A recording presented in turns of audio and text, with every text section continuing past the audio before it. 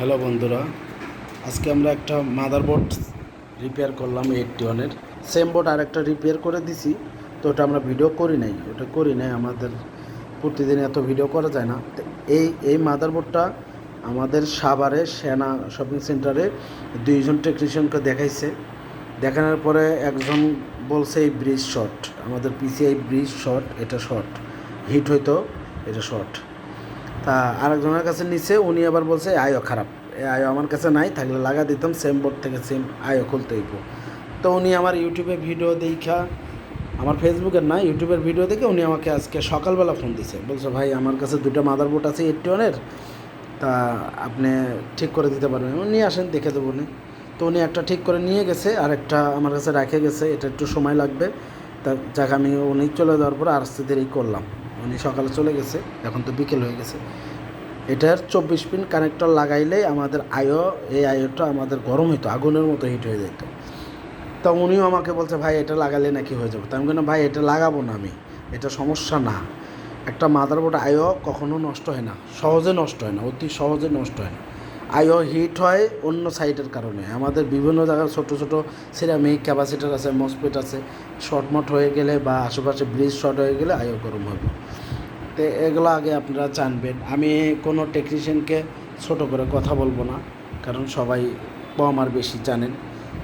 তো এটার আমি সব কিছু দেখে আমার ফাইন আউট করছি। এইখানে একটা ছোট সিরামিক ক্যাপাসিটার ছিল, শর্ট ছিল, ওটা শর্ট। জাস্ট ক্যাপাসিটার খুলে দিছি, বোর্ডটা রানিং হয়ে গেছে। তা রানিং হওয়ার পরে আমাদের ডিবাগ কাটে, এই যে আমাদের ডিবাগ কাটে পুডিং আসতেছে, র্যামের বিপ আসতেছে। র্যাম দিলে অনেকক্ষণ পরে একবার নেয়, একবার নেয় না, একবার নেয়, একবার নেয় না। তো জাক্স আমরা আবার এই যে মেইন বাসটা খুলে আমাদের এই যে 2023 প্লাস আমাদের এই রাইটারতে প্রোগ্রাম করার পরে আমাদের বোর্ডটা 100% ওকে। আমি দিলে একটু রিসেট মারি, দেখেন আপনারা, এই যে আমাদের ডিসপ্লেও চলে গেছে, এই যে আমাদের বিপ দিল র্যামের, এই যে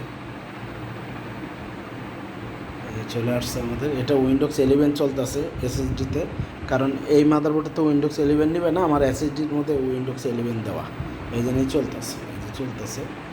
তাই আপনারা এইরকম এই মাদারবোর্ডটা ধামরাই থেকে আসছে আমার কাছে। তো এইরকম মাদারবোর্ড যে কোনো সিরিজের আপনারা রিপেয়ার করতে চাইলে আমাদের সাথে যোগাযোগ করবেন।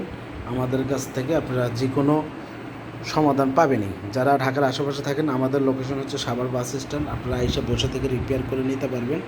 এবং যে ভাইয়েরা অনেক দূরে থাকেন, যারা অনেক দূরে থাকেন, তারা সাভার সুন্দরবনের মাধ্যমে আপনারা রিপেয়ার করে নিতে পারবেন। আমরা এই পিসিআই ব্রিজ ছাড়া সব 100% রিপেয়ার করি।